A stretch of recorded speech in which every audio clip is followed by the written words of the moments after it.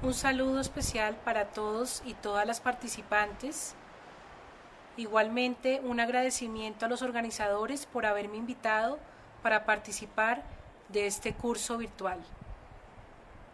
Los saludo desde una mañana soleada en la ciudad de Bogotá. Un motivo más de mi alegría no solo es el poder compartir experiencias y aprender de ustedes, sino el compartir con compatriotas de mi otra patria, puesto que mi mamá es limeña, peruana, y mi padre colombiano. En este video retomaré algunos de los temas vistos durante esta semana, rescatando todos sus pertinentes y valiosos aportes. Se ve que tienen experiencia en el abordaje de la trata de personas, están interesados en contribuir a la disminución de situaciones de vulnerabilidad de las personas y quieren también aportar a la investigación y judicialización de estos delitos, así como también a la protección de las víctimas. Abordaré no solo, como decía, algunos de los temas que ya vimos, sino también para el quinto día, el día de hoy, profundizaré en algunas de esas pautas que debe tener esa política nacional y su implementación en el Perú y concretamente en el Cusco. Mi intervención tendrá el siguiente orden basado en 5 puntos.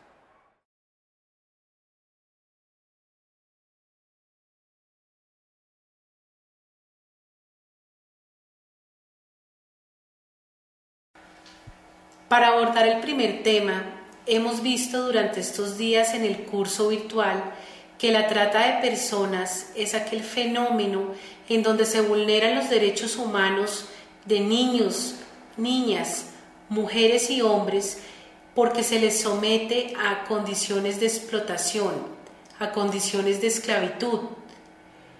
En la trata de personas no se tiene en cuenta a los seres humanos, sino se les concibe como objetos, como mercancías o como cosas. Por eso se dice que en la trata de personas se mercantiliza o se cosifica a los seres humanos. Es importante traer a colación, y lo vimos, todos los instrumentos internacionales que abordan el fenómeno, que representan el interés de todos los estados en suprimir las situaciones de trata de personas y lograr su total abolición.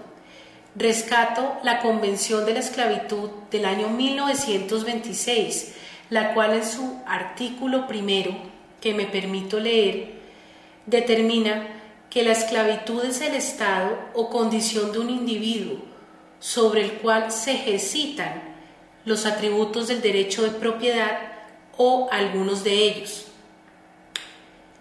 Se indica también que la trata de esclavos comprende todo acto de captura, adquisición o cesión de un individuo para venderle o cambiarle, todo acto de cesión por venta o cambio de un esclavo, adquirido para venderle o cambiarle, y en general todo acto de comercio o transporte de esclavos. Aunque esta convención es de hace varios años, 1926, encontramos que lo que los estados acordaron y establecieron todavía está vigente. La trata de personas también se conoce como la esclavitud del siglo XXI o la esclavitud moderna. Los invito para que todos reflexionemos y pensemos por algunos segundos qué implica estar sometido a la trata de personas. ¿Qué sucede cuando estamos siendo explotados en cualquiera de las modalidades, sea modalidades de tipo sexual, explotación laboral, extracción de órganos, uniones de tipo servil, entre otras? ¿Qué pasa con nuestros derechos y nuestras garantías fundamentales? Es una pregunta básica para que siempre independientemente del sector donde estemos trabajando, sea el gobierno, sean las organizaciones no gubernamentales, sean las empresas, sea el sector privado, la sociedad civil, es importante tener siempre esa perspectiva en la persona que está sufriendo o que sufrió la explotación, la persona víctima o también, como se dice ahora, la persona sobreviviente que logra superar esa situación de esclavitud. ¿Qué sucede con nuestras garantías conocidas en instrumentos internacionales, constitucionales y legales? ¿Qué pasa con nuestros derechos fundamentales como por ejemplo la salud, el libre desarrollo de la personalidad, la educación, la cultura, la libertad para escoger profesión, ocupación u oficio? Ninguno de estos derechos se puede ejercer de una manera ni siquiera mínima en la trata de personas. Pero principalmente les quiero mencionar que la trata de personas de manera central quebranta lo que conocemos como dignidad humana. Para abordar el tema de la dignidad humana y aprovechando también la experiencia que puedo comentarles desde Colombia. Bueno. Ahí, repito ese párrafo porque sí, iba a terminar hasta referenciarla y ahí sí. Pero es que tú ves que yo voy cambiando cositas, pero es para no leer tanto. Sí, no ayuda. Entonces hago un último párrafo y me voy con Carlos. Pero paramos y para que la aprenda y todo. Bueno. Entonces, delicioso ese jugo. Qué bueno. Para abordar el tema de la dignidad humana, y aprovechando también un poco esta oportunidad que tengo para compartirles la experiencia en Colombia, quiero hacer referencia a una sentencia proferida por la Corte Constitucional Colombiana, en la cual analiza las dimensiones y la importancia de la dignidad humana. Es la sentencia de tutela, sentencia T-881 del año 2002. ¿Qué manifestó la Corte Constitucional Colombiana en este caso? Justamente que la dignidad humana, y les puede servir en Perú como una referencia a derecho comparado a otro país andino como es Colombia, tiene 3 dimensiones. ¿Cuáles son esos elementos o dimensiones de la dignidad humana? La Corte Constitucional determinó que son 3. El primero se refiere a que la dignidad humana es un valor fundante del Estado Social de Derecho en Colombia. El segundo, a que es un principio constitucional de gran trascendencia y transversal a todos los aspectos de nuestro Estado. Y el tercero, que es un derecho fundamental autónomo que tienen todas las personas en Colombia, sean colombianos o sean extranjeros. En esta tercera dimensión, en la cual se concibe la dignidad humana como un derecho autónomo, la misma Corte ha determinado 3 aspectos que contiene ese derecho y que se los menciono porque considero que es de utilidad para que ustedes también los tengan en cuenta. El primero es que al ser un derecho, la dignidad humana permite o se relaciona con el vivir bien. ¿Pero qué es el vivir bien?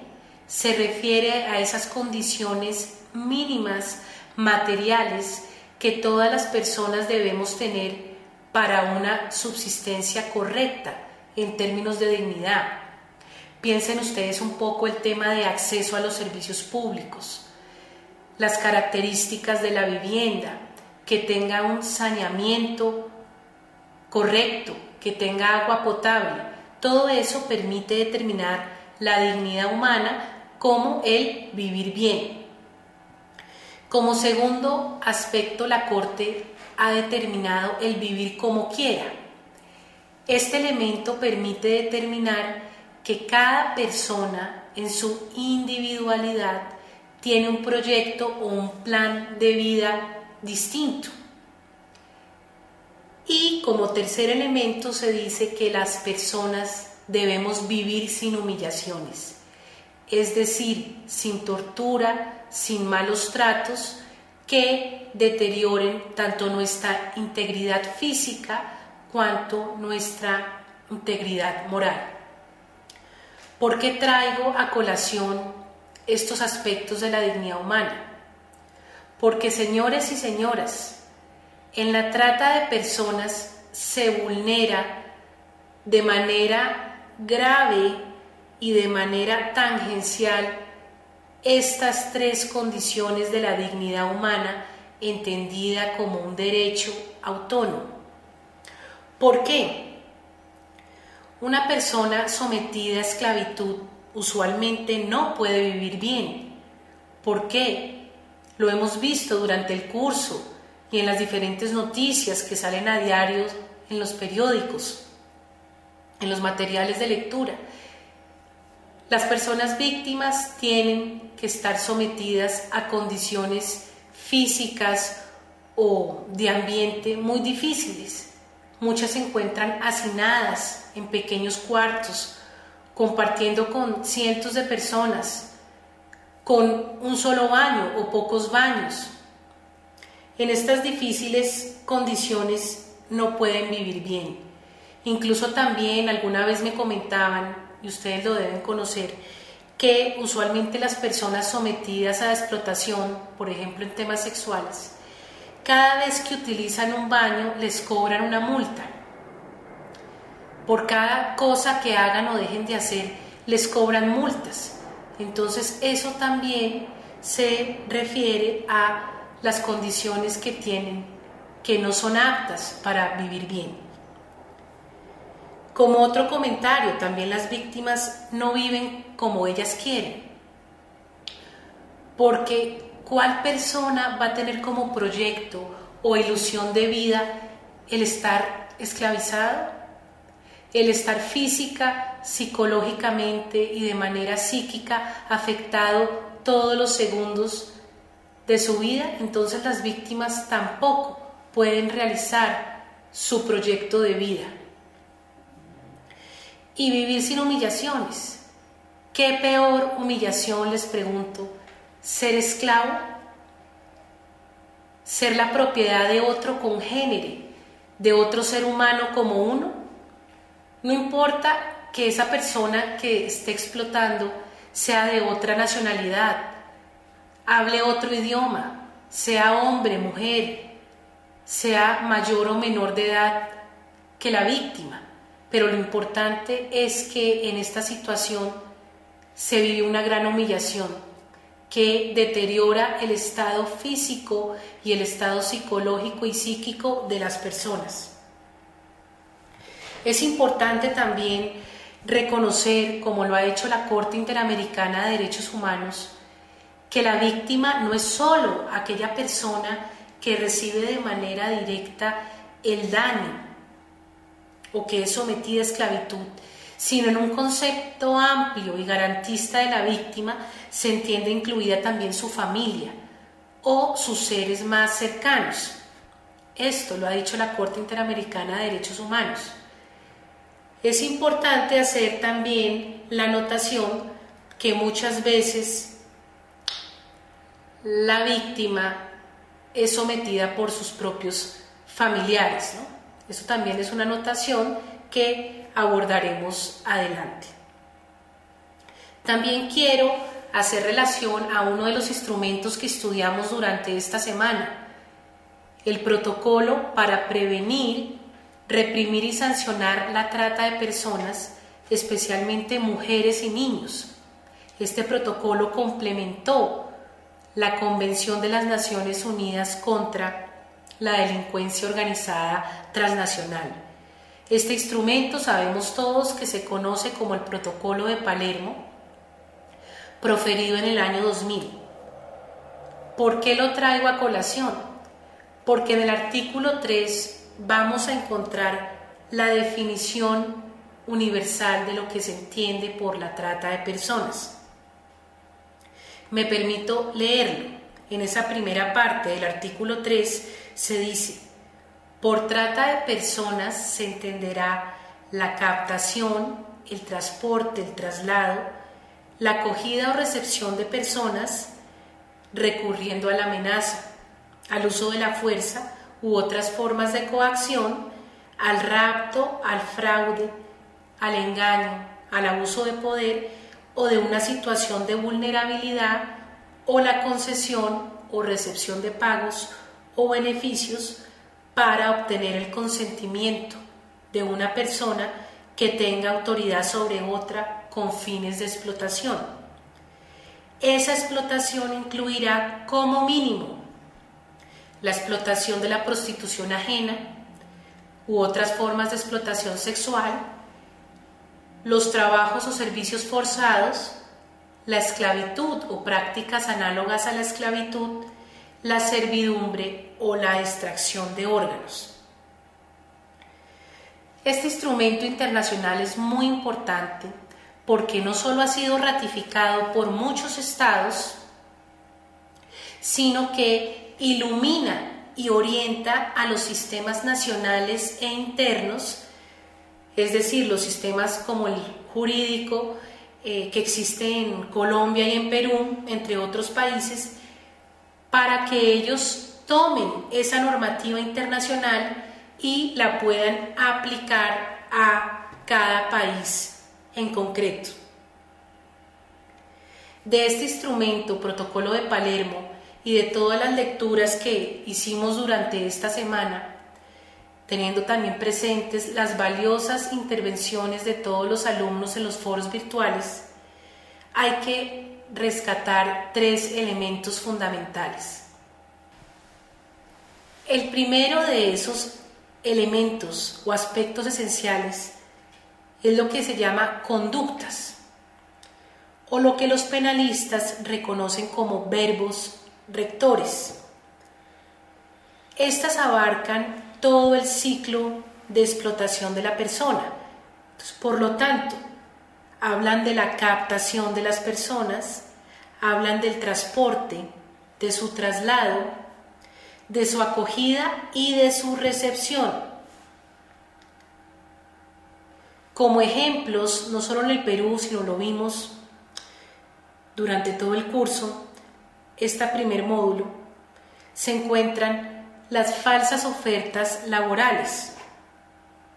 Muchas veces exigen pocos requisitos o no exigen mayores documentos y ofrecen en corto tiempo grandes ganancias. Esas ofertas laborales se pueden presentar, por ejemplo, para trabajar dentro del Perú o para trabajar en el extranjero. Otra manera de captar a las víctimas es la oportunidad o la supuesta opción de conseguir pareja, sea hombre, sea mujer, en el extranjero o dentro del mismo territorio, esas agencias matrimoniales o falsos sitios también de cursos en el exterior o dentro de las mismas ciudades de un país concreto. Para el caso del Cusco, en Perú, ustedes mismos en los foros virtuales mencionaron varias veces la práctica del padrinazgo. ¿Qué representa esta práctica? Usualmente las familias deciden entregar a su hijo o a su hija a un tercero o a una persona que dice poderle ofrecer a esa persona un nivel de estudio, mejores condiciones de vida. ¿Y qué pasa? Las familias muchas veces, ¿no?, sometidas a condiciones, digamos, de vulnerabilidad, de pobreza, de analfabetismo, de necesidad, deciden entregar a su hijo o a su hija. pero esa persona no va a encontrar su gran sueño en el lugar de destino, sino se ve sometido a explotación. Acá también aprovecho para comentarles otro caso fallado por la Corte Constitucional de Colombia, que les puede ser también de gran utilidad a ustedes, que es el caso Amalia. Este caso fue fallado en la sentencia 1078 de 2012, sentencia T porque es una sentencia de tutela,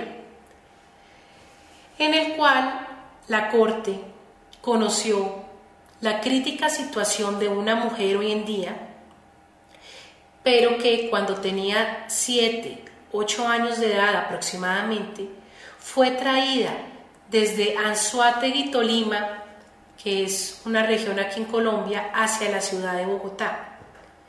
Ella era muy pequeña, no tenía pues la memoria, digamos la plena capacidad para decidir, pero según se relata en el caso, supuestamente su madre se la entregó a un militar para que éste le diera una mejor educación, una mejor vida en Bogotá. Se habla en el caso de un supuesto documento, entre comillas, de adopción. Pero ¿qué pasa? Esta niña, cuyo alias fue Amalia para proteger su identidad, llegó a Bogotá y fue explotada durante muchos años por la familia de ese militar. Ejercieron sobre ella explotación sexual, explotación laboral, violencia, le pegaban, la tenían trabajando largas jornadas, no le dieron la posibilidad de estudiar. Incluso en uno de los golpes que ella recibe en su ojo, le ocasionó hoy en día que ella tenga problemas físicos de visión. Esta niña inocente duró muchos años explotada, finalmente logró aproximadamente alrededor de los 15 años escapar de esta casa, pero ella en oportunidades posteriores volvió y lo único que reclamaba a esta familia explotadora era: quiero saber la verdad, cómo es mi verdadero nombre, cómo se llamaba mi mamá, qué pasó con esas condiciones de entrega o de supuesta adopción. Esta señora fue asesorada aquí en Colombia por una abogada que maneja temas de interés social y decidieron interponer, con apoyo de esta profesional del derecho, la doctora María Jimena Castilla, una acción de tutela. La acción de tutela, que tengo entendido que en otros países se conoce como acción de amparo, es aquel mecanismo constitucional que de manera subsidiaria permite proteger esos derechos fundamentales. Entonces, esta abogada decidió elaborar una acción de tutela para proteger los derechos fundamentales de esta señora. En las primeras instancias les correspondieron a jueces penales y estos jueces rechazaron la tutela, es decir, no protegieron los derechos de Amalia, porque decían que lo que se ha debido intentar era la vía penal, que ya por todo el transcurso de aproximadamente 30 o 40 años las acciones penales ya estaban prescritas, es decir, que no se habían utilizado, que ya no se podía hacer nada, y también se escudaban en otro tipo de argumentos para negar la protección. Pero ¿qué pasa? Aquí en Colombia, la Corte Constitucional tiene la facultad de escoger algunas tutelas para estudiarlas a fondo. Se dice aproximadamente, hace algunos años, que a la Corte Constitucional de Colombia llegan 1000 tutelas diarias. Multipliquen esa cifra por días, por semanas, por meses, por años. Pero físicamente y jurídicamente es imposible que revisen todas. Estarían más colapsadas las instancias judiciales como lo está la Corte Constitucional. De esas sentencias solo escogen algunas por su importancia, por la trascendencia que tengan para unificar la jurisprudencia, es decir, todos los fallos a nivel del país. Y efectivamente, bueno, con varias intervenciones, entre ellas las de Defensoría del Pueblo, se escogió este caso. ¿Y qué dice la Corte Constitucional? Y por eso es una sentencia que les puede servir a ustedes, porque es un referente, es un hito histórico, no solo para Colombia, sino para otras naciones. La Corte Constitucional decidió proteger los derechos de esta señora. ¿Cuáles derechos? Concretamente, los derechos fundamentales a la identidad, a la familia, a la justicia, a la verdad y asimismo también a la reparación, a la libertad, a la integridad sexual y a la dignidad humana.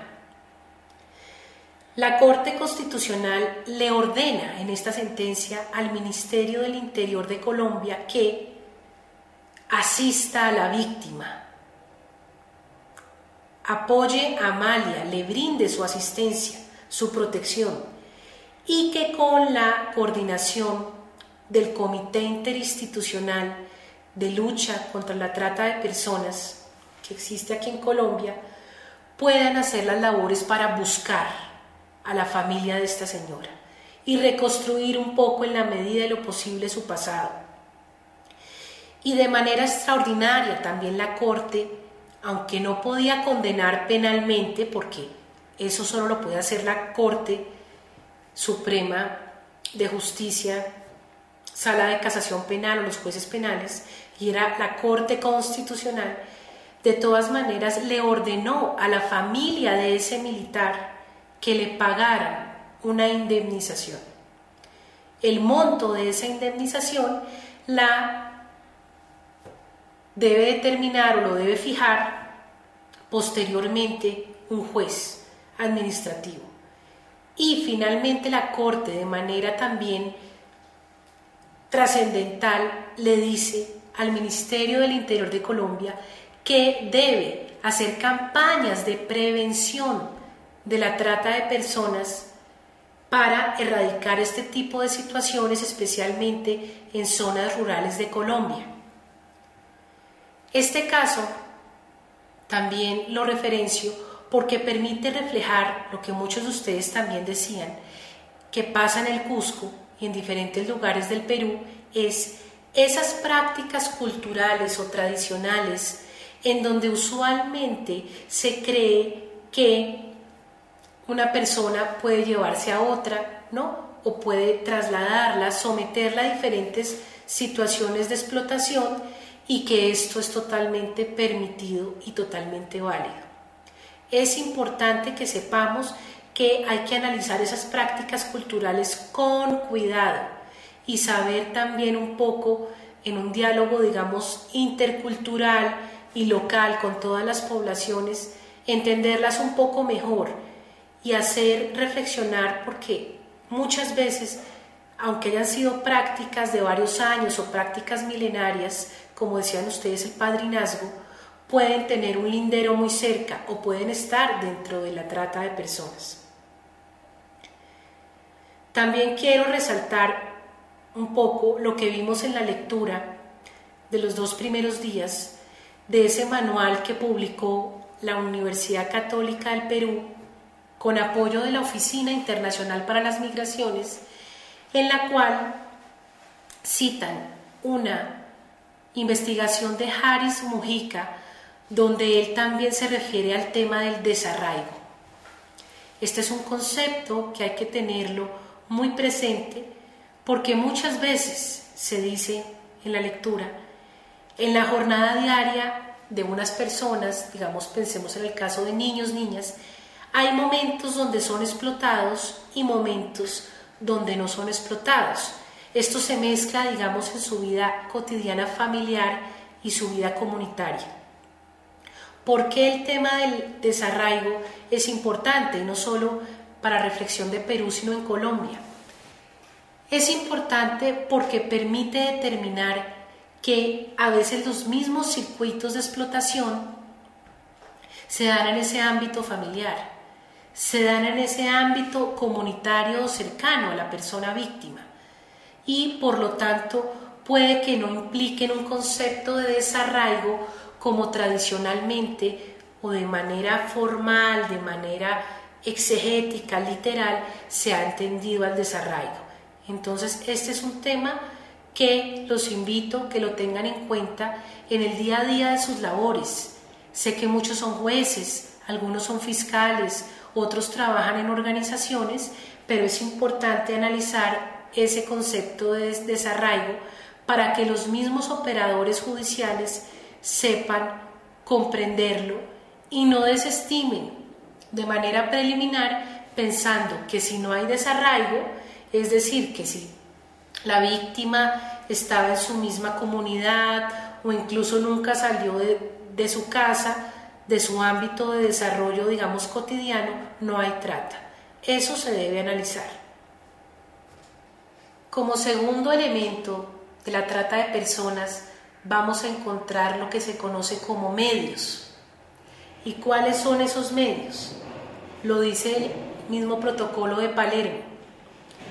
Es la amenaza, es el uso de la fuerza, son todas esas formas de coacción, de abuso de poder, de fraude, de engaño, de violencia, o aquellas situaciones donde se aprovecha la vulnerabilidad de un ser humano o se ofrecen concesiones o recepciones de diferentes tipos de beneficios.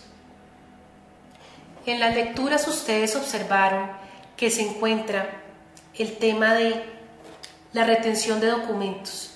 Es usual que estas víctimas, desde un primer momento, los tratantes les incauten su cédula, en el caso de Perú su DNI, su documento nacional de identificación, su pasaporte, sus diferentes tarjetas, digamos, que tengan de identificación. También se observa el tema de las deudas. ¿Qué pasa? En la trata de personas, usualmente le dicen a la persona víctima, su viaje cuesta, digamos, $20,000, pero cuando la persona llega a ese lugar de destino, ya no van a ser $20,000, sino van a ser $60,000, ¿no? Inflan las cifras de una manera exagerada, de forma astronómica, y la persona pues se va a ver envuelta, ¿no?, en lo que también se conoce como otra de las modalidades, servidumbre por deudas. Entonces, tiene que pagar una deuda gigantesca, pero también cada cosa que ella haga, como lo comentaba hace un rato, tiene multa. Entonces, a medida que es explotada, en vez de disminuir su deuda, esta va a aumentar, y con las multas pues peor la situación. Y muchas veces estas víctimas, algunas dicen, ya estoy terminando de pagar mi deuda, ya me van a dejar en libertad, podré volver a ver a mis hijos, a mi familia, podré regresar a mi país, pero la misma mafia o los circuitos criminales la deciden vender a otra mafia. Entonces muchas veces la persona que cree que se está liberando o que de cierta manera está terminando su calvario, empieza a ser explotada por otra mafia. Entonces esas deudas son una cadena infinita. Otro aspecto que también mencionaron, la generación de diferentes tipos de adicciones, sea adicciones al alcohol, sea adicciones a las drogas. Vamos a encontrar cómo las personas, digamos, las someten a consumo de heroína, consumo de estupefacientes, de diferentes sustancias tóxicas.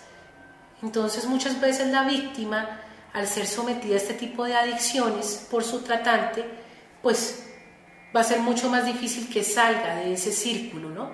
Y el mismo suministro de droga o de trago las tiene a ellas, ¿no?, más sometidas a su situación de esclavitud. Otras situaciones como las amenazas, ¿no? Usualmente le dicen a la persona, si usted escapa, si usted le cuenta a alguien, si usted habla con algún cliente, le cuenta todo lo que está sucediendo, ya sabemos dónde vive, su familia, en su país de origen o en su lugar de origen. Sabemos los nombres de sus hijos, los vamos a matar. y en muchos casos, lamentablemente, las mafias los asesinan. ¿Qué pasa? Todos estos medios hacen que las víctimas estén sometidas a sus tratantes y las mantienen constantemente ante ese yugo de explotadores. Como tercer elemento, los fines de la explotación. Ya vimos los diferentes fines que contempla el Protocolo de Palermo, entre ellos la explotación de la prostitución ajena y otras formas de explotación sexual, la extracción de órganos, la servidumbre. Pero no obstante lo anterior, y ahí podemos ver también un poco el margen de discrecionalidad que ha tenido cada Estado para ir ajustando esa normativa internacional a la normativa nacional específica, como por ejemplo está el Estado colombiano, que además de esas modalidades que contempla el Protocolo de Palermo, incluyó de manera expresa otras tres: el turismo sexual, el matrimonio servil y la mendicidad ajena. Esto se incluyó en el artículo 188A del Código Penal colombiano, que corresponde a la Ley 599 del año 2000. Este caso también, y lo vimos en los materiales de lectura, es el peruano. ¿Por qué? El legislador en Perú también incluyó de manera expresa otros tipos de modalidades. ¿Y cuáles son? La esclavitud sexual, la venta de niños, el sometimiento a la mendicidad, o como algunos dicen, a la mendicación, y la extracción o el tráfico de tejidos humanos. Durante esta primera semana de este curso virtual, también hemos conocido que en el Perú se presenta mayoritariamente la explotación de tipo sexual. Y asimismo es importante recordarles a todos ustedes que la explotación sexual no solo se referencia o se refiere a situaciones de prostitución ajena, sino también hay que ampliar el panorama, porque dentro de eso se encuentra el turismo sexual y la pornografía. Especialmente la pornografía, ustedes saben que afecta a adultos y a menores de edad, pero de manera crónica a los menores de edad, sobre todo con todo este manejo de internet y de diferentes plataformas y sitios de redes sociales. Encontramos también, ustedes mismos mencionaban, que existe explotación laboral, y dentro de la cual se puede encontrar aquellas actividades que se hagan en el campo o en el sector agropecuario, la tala ilegal de madera, que ha sido muy crítica, por ejemplo, en la región peruana de Madre de Dios, la minería y el trabajo doméstico. Quiero también hacer una reflexión para que veamos cómo estas modalidades cada día van cambiando, se van modificando, se van alterando un poco por esa misma dinámica compleja que tiene el fenómeno de trata de personas. Estas modalidades cada día se modifican, incluso algunas instancias como la Comisión Interamericana de Derechos, tengo entendido que en un caso sobre México que está, digamos, en etapa de investigación, hablan de una modalidad de experimentación biométrica con seres humanos, es decir, deseos de investigar sobre procesos biológicos. Se están reclutando a personas para esos fines. Otra modalidad, algunos hablan de tipos de explotación realizada por grupos religiosos. Como hemos visto, la trata de personas es un fenómeno en el cual se cosifica a los seres humanos, se les vulneran sus garantías fundamentales, entre ellas de manera especial la dignidad humana. Igualmente encontramos que la trata de personas se tipifica, es decir, se contempla en algunas legislaciones penales como delito. Entre ellas está obviamente la peruana y la colombiana. Esto se debe tener en cuenta, y lo resalto, y ha sido destacado por varias investigaciones, académicos y varios sectores de todos nuestros países y a nivel global, en el sentido de, es un aspecto de vulneración de derechos humanos, también es un delito, pero de cierta manera la perspectiva o el enfoque que debe primar es el de derechos humanos, porque muchas veces si nos concentramos solo desde el ámbito penal, ¿no?, el campo de acción y el radio de protección puede ser menor. Entonces siempre es importante tener en sus actividades presente que la trata de personas debe abordarse siempre con un enfoque de derechos humanos, que es más garantista y más protector de los seres. También es importante analizar que la trata de personas, y lo vimos en todas estas sesiones, se puede presentar de manera interna o de manera nacional, es decir, al interior del Perú, pero también puede presentarse de manera transnacional o de manera externa, de manera internacional, como la llaman algunos, es decir, hacia otros países diferentes del Perú. Lo anterior también permite identificar lo que se ha conocido como lugares de origen, es decir, aquellos sitios donde está la víctima, lugares de tránsito y lugares de destino. En todos estos lugares, las víctimas de cierta manera pueden verse sometidos a diferentes tipos de explotación. A veces las personas son trasladadas, llegan a su sitio de destino, ahí digamos son explotadas 2, 3, 4 meses y después en su destino final también siguen siendo sometidas a condiciones de esclavitud. Como conclusión de esta primera parte, y lo hemos visto durante toda esta semana, infortunadamente todas las personas podemos ser víctimas de este delito. Si bien hay grupos con mayor vulnerabilidad o mayor riesgo de serlo, como pueden ser, por ejemplo, las niñas, los niños, las mujeres, es importante saber que hoy en día, con todas esas dinámicas y ese desarrollo, esa evolución del delito, todos podemos ser víctimas. Por lo tanto, hay que tomar medidas eficaces desde todos los sectores de la sociedad. Hay personas también que, siendo profesionales o contando con algún tipo de estudio técnico o tecnológico, han caído en las redes de la trata de personas. Es importante también resaltar, y lo van a ver ustedes en los siguientes módulos, especialmente en el segundo, el tema de la prevención. Muchos han dicho, si se hace una correcta, una integral prevención, pues no va a existir la trata de personas, en la medida en que las personas no caigan en esas ofertas fraudulentas, en esas situaciones de esclavitud, o por lo menos se va a disminuir. Van ustedes también a analizar el tema de la atención a las víctimas, cómo debe ser esa atención. No solo debe cubrir aspectos médicos, psicológicos, sino también jurídicos. Y también las víctimas necesitan un apoyo para su reinserción a la sociedad, especialmente la oportunidad que puedan vincularse laboralmente a algún sector, educarse, tomar cursos de algo que les pueda interesar.